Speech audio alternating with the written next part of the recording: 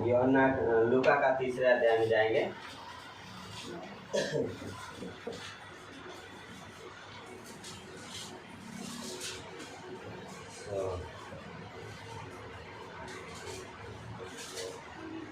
उसकी 8वीं पंक्ति से अगर पढ़ते हैं,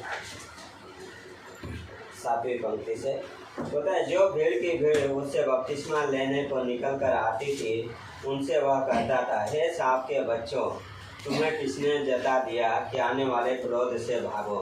अतः मन फिराव के योग्य फल लाओ और अपने अपने मन में यह न सोचो कि हमारा पिता अब्राहम है, क्योंकि मैं तुमसे कहता हूँ कि परमेश्वर इन पत्थरों से अब्राहम के लिए संतान उत्पन्न कर सकता है ना। सो बहुत अद्भुत है कि जब अब्राहम के बारे में यहाँ पे बोला है, यूहन्ना बपतिस्मा देने वाला। सो कहानी क्या है, वो बपतिस्मा दे रहा है, फरीसी आ रहे हैं, सब लोग क्या है बपतिस्मा लेने के लिए, है ना। लेकिन वो क्या बोल रहा है, देखा जाए तो बहुत उनके लिए हार्ड वर्ड है। उससे पहले क्या बोला, हे सांप के बच्चों, किसने जता दिया ना, बहुत हार्ड वर्ड है। लेकिन एक चीज़ है कि यहाँ पे यूहन्ना उनको हार्ड वर्ड बोला, पर उनको बहुत क्या है सटीक था, है ना, कि उनको हीलिंग लाने वाला कुछ चीज़ें, मतलब बोलते हैं मैसेज उसका पावरफुल है। और क्या बोल रहा है, तुम अपने मन में यह ना सोचो कि क्या है अब्राहम के संतान हो, है ना। क्या होता है, परमेश्वर पत्थरों से भी अब्राहम के लिए संतान उत्पन्न कर सकता है। 2 चीज़ें यहाँ पे लेके आ रहा है। पहली बात, तुम्हारा विचार क्या है ना, और दूसरी बात, परमेश्वर क्या कर सकता है। 2 चीज़ें क्या है जो यूहन्ना लेके आ रहा है, ठीक है। तुम्हारा विचार क्या है कि भाई तुम अब्राहम की संतान हो, तुम ये विचार कर रहे हो, लेकिन क्या बोल रहा है कि परमेश्वर क्या कर सकता है ना। अब्राहम को अगर संतान चाहिए तो परमेश्वर क्या कर सकता है ना। इसलिए तुम्हारे जीवन के लिए क्या जरूरी है वो करो, है ना। बहुत अद्भुत है कि यहाँ पे जब लिख रहा है यूहन्ना बोल रहा है कि क्या किसने तुम्हें जता दिया, है ना। यूहन्ना नहीं कह, लेकिन उन्होंने उसके बारे में सुना कि वो बपतिस्मा दे रहा है, वो नबी है, आके क्या कर रहे हैं बपतिस्मा ले रहे हैं। लेकिन सिर्फ बपतिस्मा लेना क्या काफ़ी है, नहीं। इसलिए यूहन्ना बोल रहा है कि मन फिराव के योग्य क्या करो, फल लेके आओ। सिर्फ इस सोच में मत जियो कि तुम अब्राहम की संतान हो। हाँ, यूहन्ना बोला तुम इस सोच में से मत जियो कि तुम अब्राहम की संतान हो। अब्राहम के लिए परमेश्वर पत्थरों से भी क्या है संतान पैदा कर सकता है। वाह, परमेश्वर की सामर्थ्य है ना कि क्या कर सकते हैं पत्थर से। इवन यीशु मसीह ने जब क्या है यरीहो में प्रवेश कर रहा था तो लोग क्या बोला, तुमने ये चुप हो जाएंगे तो पत्थर बोल उठेंगे, है ना। सो परमेश्वर के सामर्थ्य के काम की बात करता है। और यहाँ पे जब अब्राहम के बारे में हम सुनते हैं, पढ़ते हैं, तो बहुत अद्भुत है कि अब्राहम विश्वास का पिता था, उसने विश्वास के कदम उठाए। कई बार क्या है, जैसे फरीसियों का क्या माइंडसेट था कि हम अब्राहम की संतान हैं, ये उनके लिए घमंड का कारण था कि हम अब्राहम की संतान हैं। हाँ, इसीलिए अगर यूहन्ना के 8वें अध्याय में जाते हैं 31 पंक्ति से, तब यीशु ने उन यहूदियों से जिन्होंने उस पर विश्वास किया था कहा, यदि तुम मेरे वचन में बने रहोगे तो सचमुच मेरे चेले ठहरोगे, तुम सत्य को जानोगे और सत्य तुम्हें स्वतंत्र करेगा। उन्होंने उसको उत्तर दिया, हम तो अब्राहम के वंश से हैं और कभी किसी के दास नहीं हुए, फिर तू कैसे कहता है कि स्वतंत्र हो जाओगे। यहाँ पे यीशु मसीह क्या बोला है, एक सच्चाई लेके आ रहा है। एक यूहन्ना सच्चाई लेके आ रहा है, उनके जो विश्वास के प्रति क्या है अटैक कर रहा है, पर एक यीशु मसीह ने कुछ चीज़ें क्या है बोला है। यीशु मसीह क्या बोला है, तुम सत्य को जानोगे, सत्य तुम्हें स्वतंत्र कर देगा, है ना। आज सच्चा हर कोई स्वतंत्रता चाहता है ना, अलग अलग तरीके से। अगर इस आज से 50 साल पहले देखा जाए, सभी कंट्री फाइट कर रहे थे अपनी आज़ादी के लिए, है ना, सब स्वतंत्रता चाहते थे ब्रिटिश से। लेकिन एक रियल सच्चाई है जो यीशु मसीह देता है, एक रियल स्वतंत्रता जो यीशु मसीह देता है ना। और यीशु मसीह बोलता क्या है, सत्य को जानो, सत्य तुम्हें स्वतंत्र करेगा। और उसके लिए क्या है, परमेश्वर के वचन में बने रहने की जरूरत है। परमेश्वर के वचन, फरीसी लोग वचन में ढूंढते तो थे पर वचन में पाते नहीं थे, है ना, क्योंकि वचन पढ़ तो रहते हैं पर वचन जड़ नहीं पकड़ रहा था, इसलिए उनके अंदर वो कार्य नहीं कर रहा था। तो तुम सत्य को जानोगे, सत्य तुम्हें स्वतंत्र करेगा। फिर उन्होंने क्या है प्रत्युत्तर दिया कि हम कभी गुलाम नहीं हुए, हम क्या है अब्राहम के वंश से हैं। हाँ, यहाँ पे भी क्या लेके आ रहे हैं, अपनी पहचान लेके आ रहे हैं, हम अब्राहम की संतान हैं। लेकिन यीशु मसीह क्या हो रहा है, तुम अभी भी उसी में हो, क्या तुम इस सोच में तो अब्राहम के संतान हो, लेकिन आगे क्या बोलता है, अब्राहम के जैसे कार्य नहीं करते। 34 में बोलता है, यीशु ने उनको उत्तर दिया, मैं तुमसे सच कहता हूँ, जो कोई पाप करता है वह पाप का दास है। दास सदा घर में नहीं रहता, पुत्र सदा रहता है।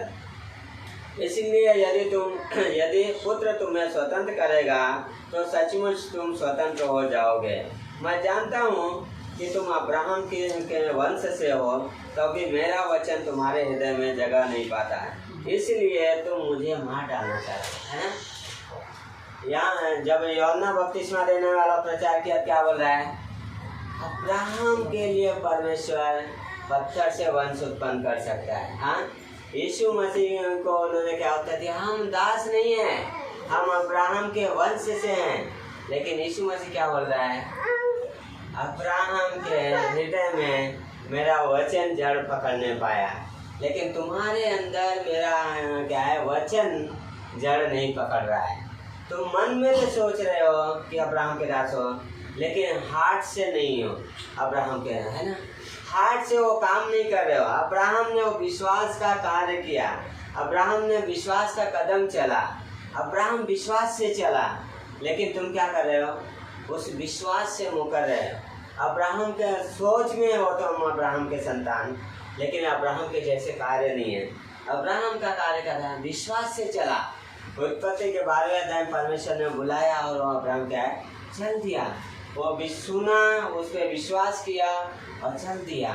विश्वास के कदम उठाया अब्राहम। हाँ, और विश्वास में बना रहा, परमेश्वर के वचन में बना रहा, परमेश्वर को सच्चा जाना।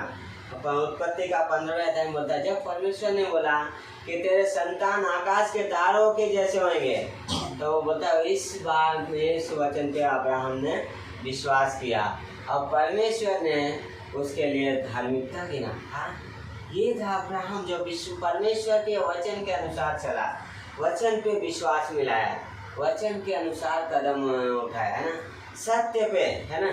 लेकिन यहाँ पे फरीसी हैं जो बोलते हैं हम अब्राहम के संतान हैं, पर अब्राहम के जैसे कार्य नहीं है ना। अब्राहम के कार्य कहते हैं विश्वास के, परमेश्वर को प्रसन्न करने वाले। इसलिए यीशु मसीह भी क्या है, यीशु मसीह और यूहन्ना भी अब्राहम का उदाहरण दे रहे हैं। हाँ, तो बहुत अद्भुत है। इसलिए बोलता है रोमियो का अगर दूसरे अध्याय में देखते हैं तो अब्राहम के बारे में पौलुस जब बोलता है, चौथे अध्याय में बोलता है, इसलिए हम क्या कहें, हमारे शारीरिक पिता अब्राहम को क्या प्राप्त हुआ, क्योंकि यदि अब्राहम कामों से धर्मी ठहराया जाता तो उसे घमंड करने की जगह होती, परंतु परमेश्वर के निकट नहीं। पवित्र शास्त्र क्या कहता है, यह कि अब्राहम ने परमेश्वर पर विश्वास किया और यह उसके लिए धार्मिकता गिना गया। काम करने वाले की मजदूरी देना दान नहीं परंतु हक समझा जाता है, परंतु जो काम नहीं करता वरन भक्तिहीन के धर्मी ठहराने वाले पर विश्वास करता है, उसका विश्वास उसके लिए धार्मिकता गिना जाता है। जिसे परमेश्वर बिना कर्मों के धर्मी ठहराता है, उसे दाऊद भी धन्य कहता है ना। बहुत अद्भुत है कि दाऊद जब क्या लिखा कि अब्राहम अगर कर्मों से धर्मी ठहराता तो घमंड कर सकता था, है ना। इसलिए परमेश्वर ने उसे धर्मी कब नहीं ठहराया, जब वो इसहाक को लेके गया।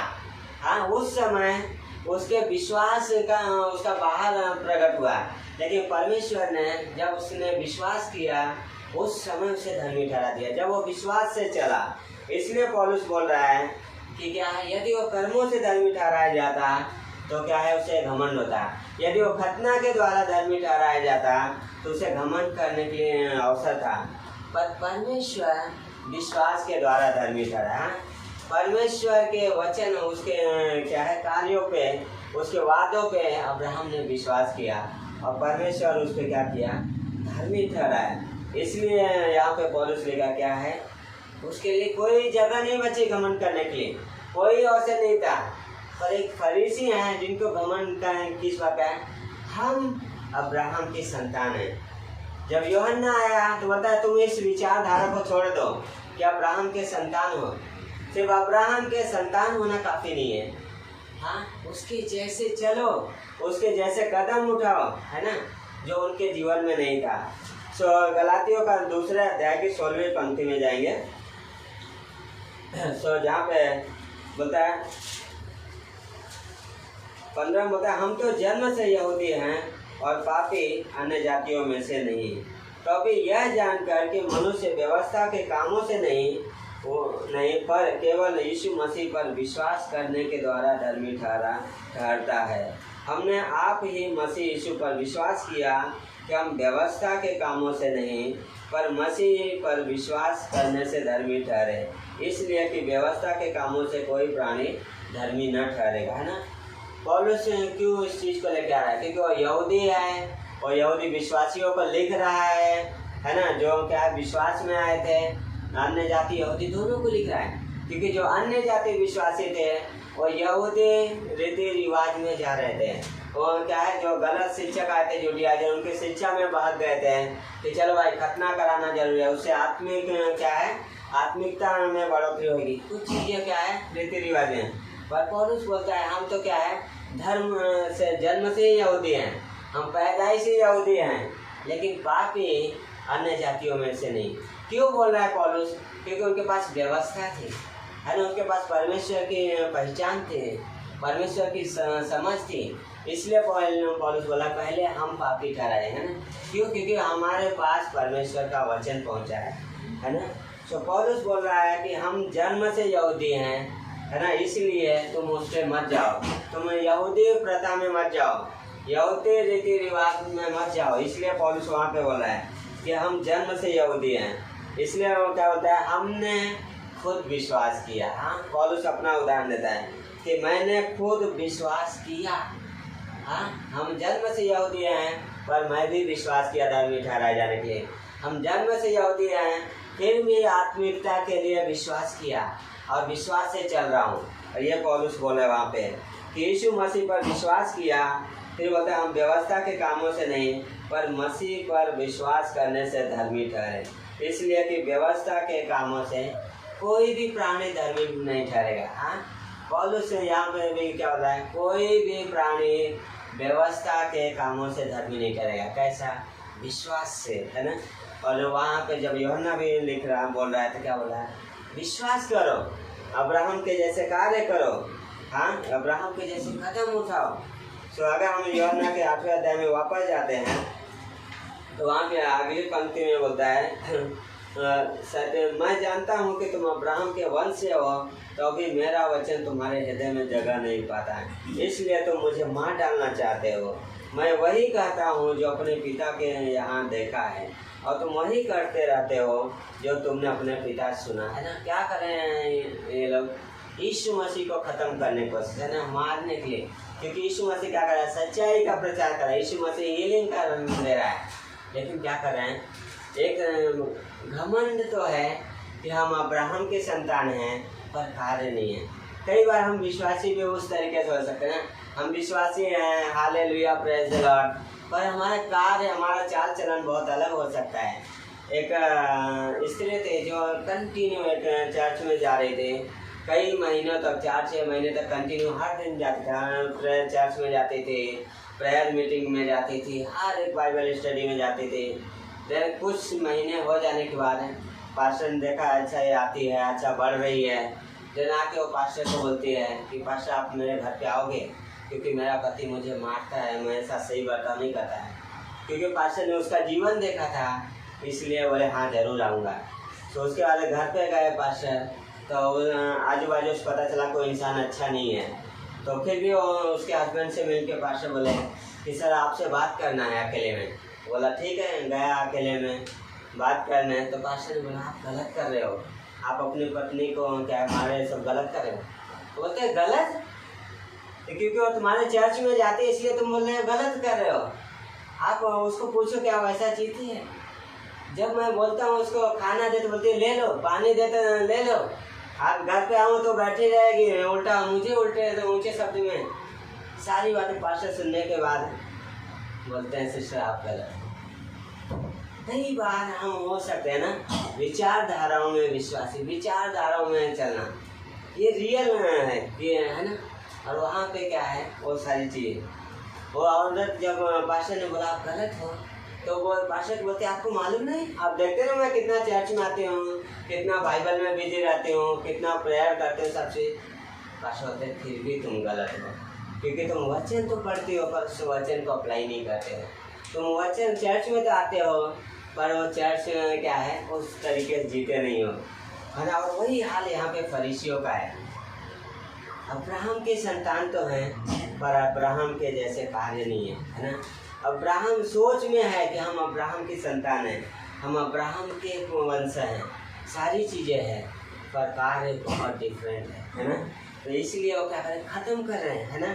हमारा विश्वासी का जीवन क्या है, अलग है, बदलाव लेकर। अगर वचन जब जगह पकड़ता है तो वचन क्या करता है, बदलाव लेके आता है, वचन हीलिंग लेके आता है, वचन क्या करता है, हमें परमेश्वर के बारे में समझ देता है, वचन हमारी अगुवाई करता है। हाँ, सो यूहन्ना का पहला अध्याय में जाएंगे। सो आप सब ओके हैं, ओके ग्रेट, बने रहिए। तो उसकी 14वीं वचन बोलता है, और वचन देहधारी हुआ और अनुग्रह और सच्चाई से परिपूर्ण होकर हमारे बीच में डेरा किया, और हमने उसकी ऐसी महिमा देखी जैसे पिता के इकलौते की महिमा। यूहन्ना ने उसके विषय में गवाही दी और पुकार कर कहा, यह वही है जिसका मैंने वर्णन किया, जो मेरे बाद आ रहा है वह मुझसे बढ़कर है, क्योंकि वह मुझसे पहले था, है ना। वचन देहधारी हुआ, जिस वचन को अब्राहम सुन के चला वो क्या है, देहधारी हुआ। वो आके वहाँ पे रह रहा है, वो आके जी रहा है, लेकिन लोग क्या उस वचन का तिरस्कार कर रहे हैं। हाँ, यहाँ पे बोलता है कि वचन मूसा के द्वारा व्यवस्था मिली, पर यीशु मसीह के द्वारा क्या हुआ, अनुग्रह और सच्चाई, है ना। अनुग्रह और सच्चाई, ये दो चीज़ें हैं कि हमें दो चीज़ों में बने, अनुग्रह और सच्चाई में बने रहना। जो अब्राहम ने किया वो परमेश्वर के उस अनुग्रह, उस प्रेम और उस सच्चाई में बना रहा। फरीसियों के पास नॉलेज तो था, व्यवस्था था मूसा के दी हुई, पर अनुग्रह नहीं था, सच्चाई नहीं था, इसलिए लोग परमेश्वर के पास नहीं आ रहे थे। हाँ, उनके पास बहुत कुछ था, नॉलेज था, है ना, पूरी व्यवस्था थी, उनके खुद के बनाए हुए नियम थे, पर क्या नहीं था, अनुग्रह नहीं था। मूसा के दी हुई व्यवस्था थी पर उनके पास अनुग्रह नहीं था। हाँ, उनके पास प्रेम नहीं था, उनके पास सच्चाई नहीं था। इसलिए जब यीशु मसीह चंगाई देता था लोगों को तब भड़क जाते थे, अरे सबत के दिन क्यों तुम्हारे चेले सबत के दिन क्यों बाले तोड़ रहे हैं। हाँ, क्योंकि उनके पास अनुग्रह नहीं था, क्योंकि उनके पास सच्चाई नहीं था, है ना। नियम था, व्यवस्था था, उसके अनुसार चल रहे थे। पर यीशु मसीह जब आया कैसा आया, अनुग्रह और सच्चाई से भरा हुआ था, इसलिए लोग यीशु मसीह के पास आ रहे थे। इसलिए यीशु मसीह क्या है, लोग हीलिंग कर रहा था, क्योंकि लोग उस अनुग्रह के पास आ रहे थे, उस सच्चाई को सुन रहे थे जिसे अब्राहम ने फॉलो किया, उस सच्चाई के पास चल रहे थे जो क्या है, अब्राहम जी से देखना चाहा। आगे यीशु मसीह बोलते हैं, तुम्हारा पिता अब्राहम मेरा दिन देखना चाहा, है ना। कितना अद्भुत, अब्राहम उस सच्चाई को देखना चाहा, जानना चाहा। वही हमारे विश्वासी का जीवन है, उस सच्चाई के जानने की लालसा, है ना, उस सच्चाई, उस अनुग्रह को जानने की लालसा, उसमें बने रहना। ऐसा ना हो कि हम जब स्वर्ग जाएं तो क्या है, क्या सुना है, शाबाश मेरे विश्वास योग्य दास, है ना। हमने ना कि वो फरीसियों के जैसा तो मैं तुम्हें नहीं जानता, है ना, ऐसा नहीं। उस सच्चाई को जानना, सच्चाई में बने रहना, सच्चाई को सिखाना। तो भाई एजरा ने 3 बातों पे मन लगाया, है ना। एजरा का 7-10 अगर हम पढ़ते हैं तो 3 बातें थी वहाँ पे। सो आखिर में क्लोज करूँगा। सो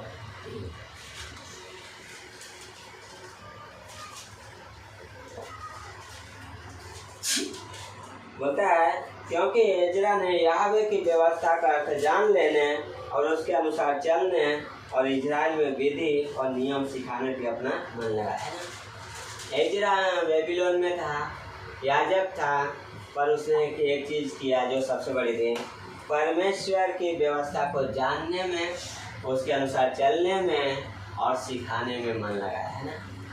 क्या था? उसने इसलिए निपुण शास्त्री कराया, उसे जानना है, परमेश्वर को जानना है।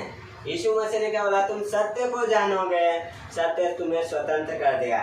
यूहन्ना क्या बोलता है? मन फिराओ के योग्य फल लाओ, है ना। तुम सिर्फ इस विचार में मत रहो कि अब्राहम हमारा पिता है, हम अब्राहम के वंश हैं, उसके जैसे कार्य करो। हाँ, तो इजरा ने क्या मन लगाया कि परमेश्वर को जानना है, उसकी व्यवस्था को जानना है, उसके नियम को जानना है, देन उसके अनुसार चलेगा। हाँ, भजन संहिता 1 क्या होता है? धन्य है व्यक्ति जो ना तो पापियों के मार्ग में चलता बैठता है, न खड़ा होता है, न चलता है। बहुत अद्भुत है, उस पंक्ति को पढ़ेंगे। भजन संहिता 1 बोलता है, क्या ही धन्य है वह पुरुष जो दुष्टों की युक्ति पर नहीं चलता और न पापियों के मार्ग में खड़ा होता और न ठट्ठा करने वालों की मंडली में बैठता है। जब कल बुराई में जाते इंसान तो पहले क्या होता है पता है? चलना, एक डिसीजन आता है, फिर उसके बाद खड़ना, जहाँ पे मैं कंफर्टेबल हो जाता हूँ उस बुराई में, उस सारी चीज़ों में, देन उसके बाद बैठना एकदम आराम से, मुझे कोई तकलीफ नहीं है ना। फरीसियों के जीवन में वही था, है ना। दुष्टता बुराई भरी थी, इसलिए यीशु मसीह ने डांट रहा था। हाँ, तो क्या होता है? पहले इंसान चलता है, डिसीजन लेता है ना। इसलिए भजनकार बोलता है, क्या ही धन्य है पुरुष जो दुष्टों की युक्तियों पर नहीं चलता, उनकी शिक्षाओं को नहीं सुनता, उनके डिसीजन नहीं लेता, फिर उसके बाद उनके मार्ग में खड़ा होना है। यस भाई, हेलो हाय, है ना। यूहन्ना क्या बोलता है? जो गलत शिक्षक हैं उन्हें अपने दरवाजे पे भी खड़ा मत करो। हाँ, उन्हें नमस्कार भी मत करो, नहीं तो तुम उसके शिक्षा में सहभागी हो रहे हो। देन उसके बाद बोलता है बैठता नहीं, है ना। क्या होता है? जब हम सुनते हैं, डिसीजन लेते हैं, कंफर्टेबल हो जाते हैं, क्या होता है? हम उस शिक्षा में, उस गलत सिद्धांत में चले जाते हैं ना। तो फरीसी लोग वही करते थे, लोगों को गलत शिक्षा, गलत बोझ से दाब दो, अब फिर क्या है? अपने उसमें लेके आओ, है ना। यीशु मसीह वही उनको डांटते हैं कि तुम क्या करते? एक व्यक्ति को अपने मत में लाने के लिए तुम पूरे आकाश पाताल को एक कर देते हो, और जब वो तुम्हारे शिक्षा में आ जाता है तो तुम उसे क्या करते हो? अपने खुद से भी ज़्यादा नरकी बना देते हो। हाँ, वो चीज़ें होता है, पता है। अधिक स्वरूपक आते हैं, जब यीशु मसीह दृष्टांत देता है कि जब दुष्टात्मा निकल जाती है और जब वापस आती है, झाड़ा बुहारा घर पाती है, तो और अपने से बुरी दुष्टात्माओं को लाती है और उस व्यक्ति की दशा पहले से भी ज़्यादा खराब कर देती है। इसलिए हमें वचन भरने की जरूरत है, वचन को, सच्चाई को, अनुग्रह को ग्रहण करने की जरूरत है, क्योंकि हम क्या है? उस व्यक्ति के समान जो न पापियों की शिक्षा को सुनेगा, न चलेगा, न बैठेगा। हाँ, अब्राहम ने वो चीज़ किया, है ना, सच्चाई को सुना, उस पर विश्वास किया और उसके अनुसार चला। इजरा ने परमेश्वर की व्यवस्था को जानने, उसके अनुसार चलने और उस पर उसको प्रचार करने में मन लगा, है ना। और हमें भी वही बता, सत्य को जानो, सत्य तुम्हें स्वतंत्र करेगा। हाँ, सत्य को जाना, कहाँ जाने? ये वचन है परमेश्वर के, इसलिए होता है। अनुग्रह मूसा के द्वारा तो व्यवस्था आई, पर यीशु मसीह के द्वारा अनुग्रह और सच्चाई आई। परमेश्वर को किसी ने नहीं देखा था, पर यीशु मसीह ने उसे प्रकट किया। वाह, अभी हमें जरूरत, टेंशन नहीं है, हमारे पास परमेश्वर का वचन है, उसका प्रकाशन है कि हम परमेश्वर को जान सकते हैं, है ना। और यहाँ हमें क्या है? बहुत अद्भुत कि हमारे पास परमेश्वर का अनुग्रह है, विश्वास के द्वारा धार्मिकता है ना। अगर हमें क्या करें? जस्ट बिलीव, है ना। अब यीशु मसीह का विश्वास करो, मेरा वचन तुम्हारे अंदर जड़ पकड़े, लेकिन उनके अंदर वचन जड़ नहीं पकड़ा था।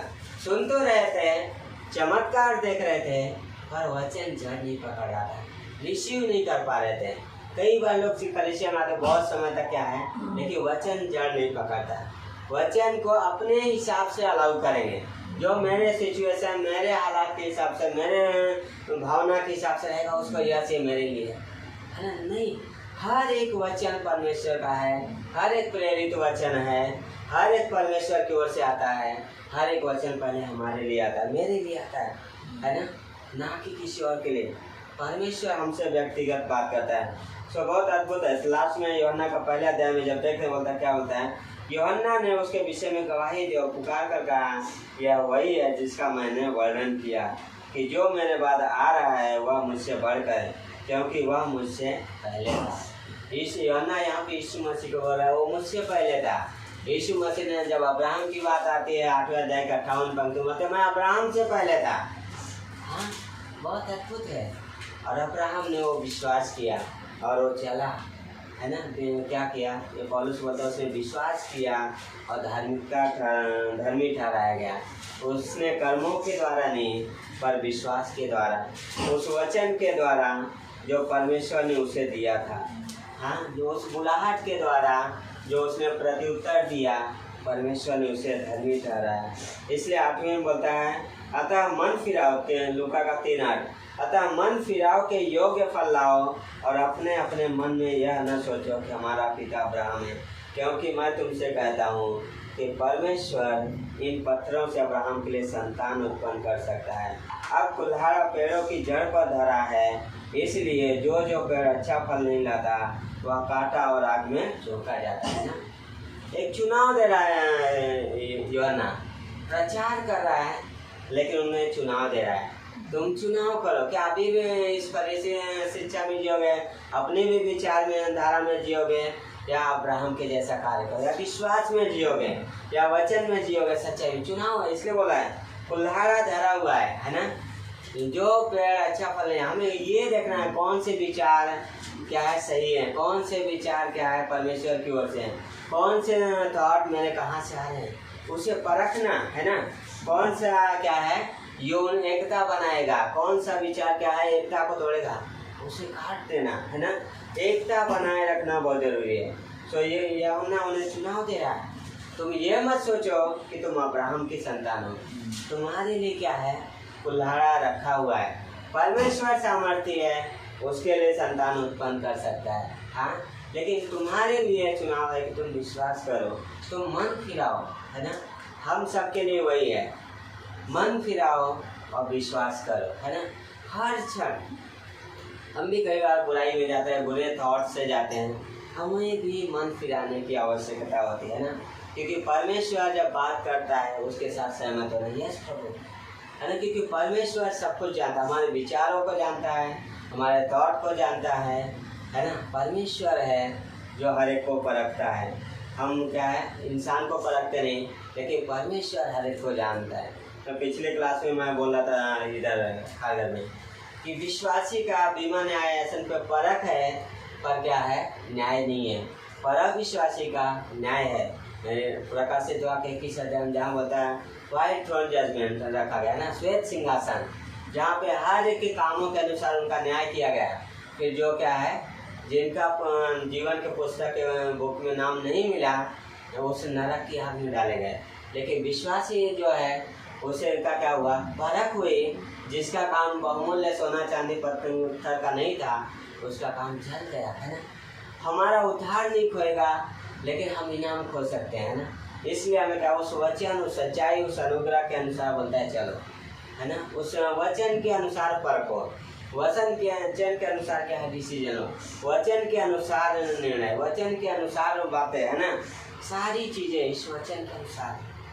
हाँ, जैसा अब्राहम चला, है ना, ये नहीं सोचना, है ना। एक हम कई बार उससे हम यहाँ से हैं, हम हमारे जियोग्राफिकल घमंड में कई बार जीते हैं ना। नहीं, हम मसीह में हैं। हमारी सच्चाई है कि हम नई सृष्टि हैं, हम मसीह में हैं। इसलिए हम की एक दूसरे क्या है उस तरीके से देखते हैं, नई सृष्टि। इसलिए पौलुस बोलता है अब जो यीशु मसीह में नई सृष्टि है ना, ना कि वो जियोग्राफिकल वे, क्योंकि ये सारी चीज़ें मिट जाएगी। हाँ, लेकिन ये क्या है, कोई हमें परमेश्वर के प्रेम से अलग नहीं कर सकता। लेकिन हमें उससे क्या करना, अपने आप उस प्रेम में बनाए रखने की ज़रूरत है, उस प्रेम को रिसीव करते रहने की ज़रूरत है, उस सच्चाई को ग्रहण करते रहने की ज़रूरत है। हर दिन इस सच्चाई के साथ सोचना, इस अनुग्रह के साथ बने रहना, हर दिन, हर सुबह। हाँ, और हर दिन हम क्या है, परमेश्वर कुछ करुणा हो क्या रिसीव करते हैं। हमें सही हम प्रार्थना करते हैं। प्रभु परमेश्वर हम धन्यवाद करते हैं पिता, आज के दिन के लिए समय के लिए पिता परमेश्वर। हम आपके पास आते हैं पिता परमेश्वर, आपके अनुग्रह के सिंहासन के पास आते हैं राजा। हम आपको महिमा देते हैं, धन्यवाद करते हैं पिता, जो आपने एक और दिन दिया उसके लिए धन्यवाद करते हैं। हर एक व्यक्ति के लिए पिता, जो आए हैं जो नहीं आए उनके लिए भी धन्यवाद करते हैं पिता। हेल्प कीजिए पिता परमेश्वर, आप हमसे बातें कीजिए पिता, आपकी महिमा होने का प्रभु जी। इन वचनों को समझने के लिए पिता आप सहायता कीजिए। आप हमें और भूख दो पिता, और समझ दो पिता, ये हमारी प्रार्थना है पिता परमेश्वर। हम मांगते हैं पिता, आप अगुवाई दीजिए। यदि आप यहाँ पे हैं या सुन रहे, यदि आप विश्वास नहीं करते हैं तो आप यीशु मसीह पे विश्वास कर सकते हैं और आपका जीवन बदल जाएगा। सिर्फ इतना बोलना, यीशु मैं पापी हूँ, मेरे पापों के लिए आपने क्रूस पे जान दिया, मैं इस पर विश्वास करता हूँ, मेरे पापों को क्षमा करें। धन्यवाद करते हैं पिता, धन्यवाद करते हैं। इस समय को आपके हाथों में देते हैं। इस प्रार्थना को हम यीशु मसीह के नाम से मांगते हैं, आमीन।